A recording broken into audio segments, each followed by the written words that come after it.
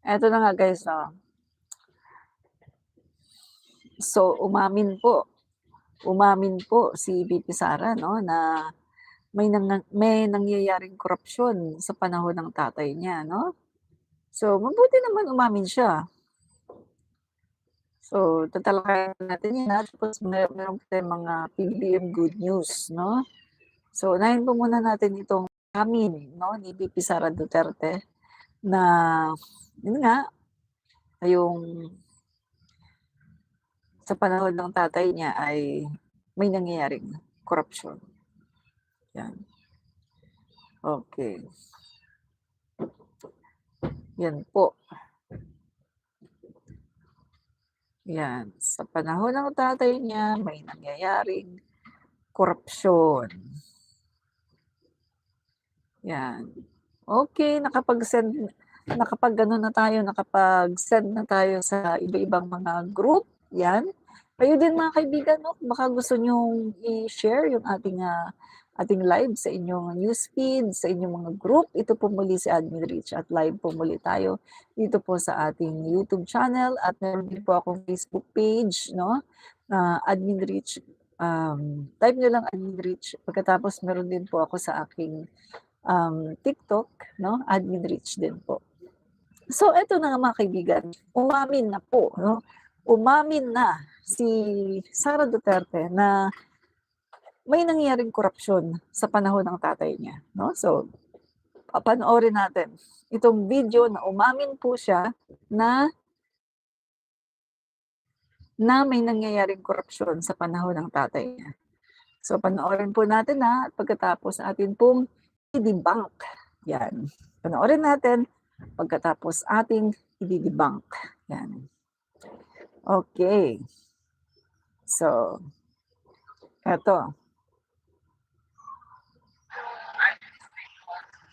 Well, sabi ko nga lagi, no, little mistake yung administration. Alam naman na natin yung problema na corruption sa flood control. Hindi lang sa administrasyon na ito. Sa mga lahat ng mga tumaan na administrasyon, hindi lang sa administrasyon ni Pangulong Duterte. Alam na natin yan lahat. Naging mayor ako 2010. Meron ng issue ng flood control corruption. And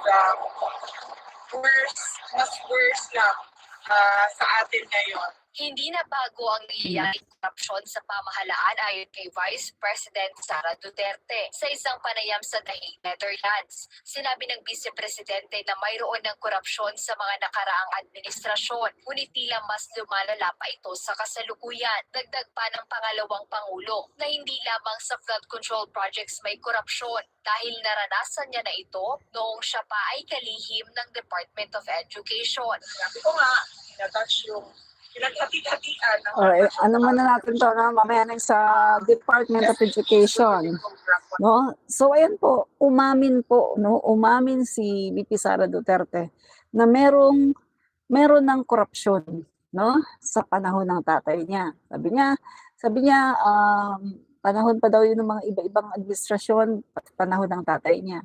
At take note, mayor siya ng mayor siya ng Davao City, ay alam daw niya na merong mga korapsyon tungkol sa mga flood control.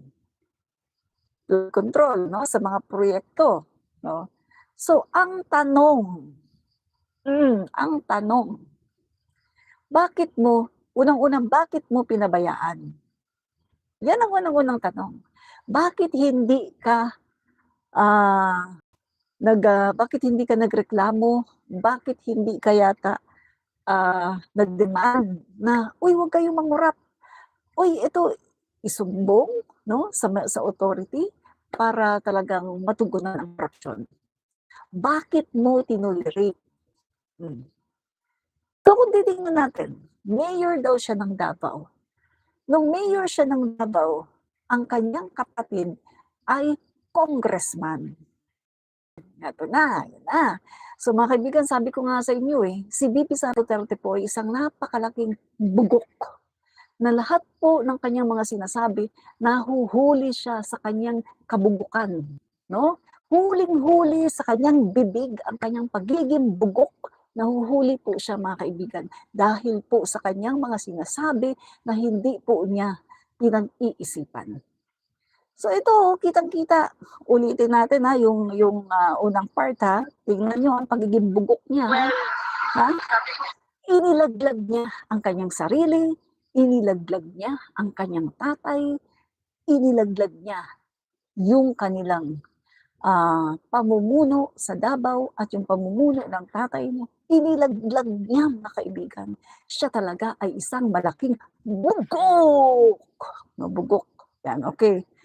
lagi ito, ulit yung administration. Alam naman na natin yung problema na corruption sa flood control. Diba? Hindi lang sa administrasyon na ito. Lahat ng mga dumaan na administrasyon, hindi lang sa administrasyon ni Pangulong Duterte. Alam na natin yan lahat. Year for 2010, meron ng issue ng flood control. And mas worse lang. Mamaya na. So, diba? Paulit-ulit, diba? Kasi yung pagiging mayor niya, nag-ano-anuhan lang sila eh. Kumbaga, nagpapalit-palitan lang sila dyan eh, sa Davao eh. Tatay, anak, tatay, kapatid, anak, no? So, palit-palitan lang sila dyan. In short, yung Davao City, sa kanila lang yan, no? So, ang sabi niya, matagal na daw. My God, nilaglag niya ang sarili niya.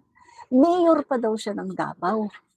So, ang ibig sabihin dito, mayor ka ng Davao, tinolerate mo ang mga guni-guni, ang mga korupsyon ng mga flood control projects. Tinolerate ni VP Sara Duterte ang mga korupsyon.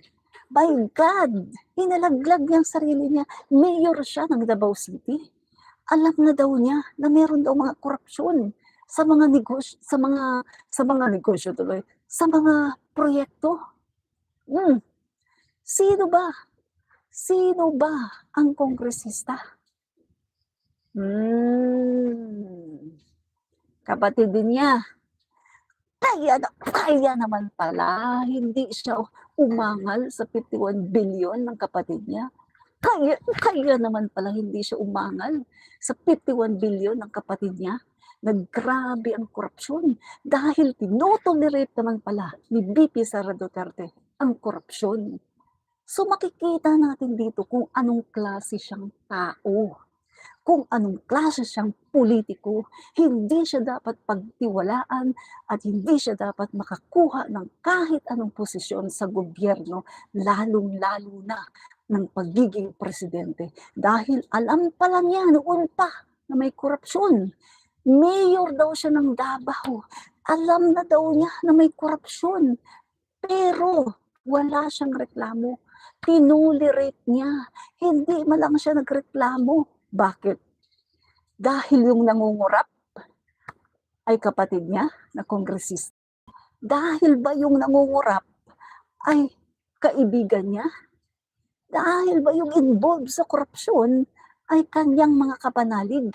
Kaya hindi siya umaangal? My God, mga kaibigan. Kanya pong inilaglag ang kanyang sarili. Nilaglag niya ang sarili niya, mga kaibigan. Alam na daw niya noon pa na may korupsyon. Mayor pa daw siya ng Davao.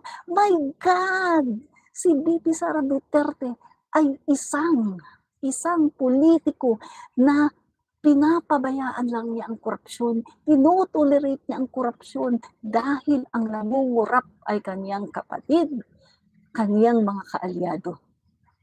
So kita na natin kung anong klase siyang vice-presidente. Wala siyang kwentang vice-presidente. At pag ito ang naging Pangulo ng Pilipinas someday, natitiyak ko, pupulutin tayo sa kangkungan dahil wala siyang maganda na dadalhin sa Pilipinas at wala siyang magandang gagawin kundi itolerate ang mga korupsyon. Nakita niyo, galing mismo sa bibig niya. Ulitin natin. Pakinggan yung mabuti. Pakinggan yung mabuti. Atin ngayon. Well, sabi ko nga, lagi ito, little late yung administration.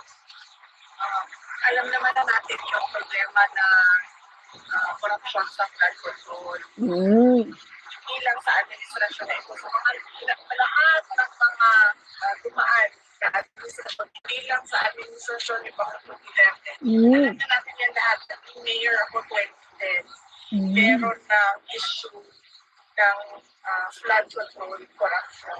And di ba?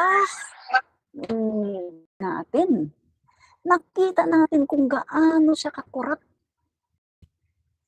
Malamang kaya hindi niya ito sinasawata. Kaya wala siyang reklamo sa korupsyon. Mayor pa siya ng Davao, alam na daw niya na merong korupsyon sa mga flood control projects. Wala siyang reklamo kahit isa, ni wala man lang siyang pinasampahan ng kaso as mayor ng Davao. Kasi baka naman ang nangungurap, ang nangungurakot ay kapatid niya na kongresista. Baka naman ang nangungurakot ay kanyang mga kaalyado. Kitang-kita, mga kaibigan.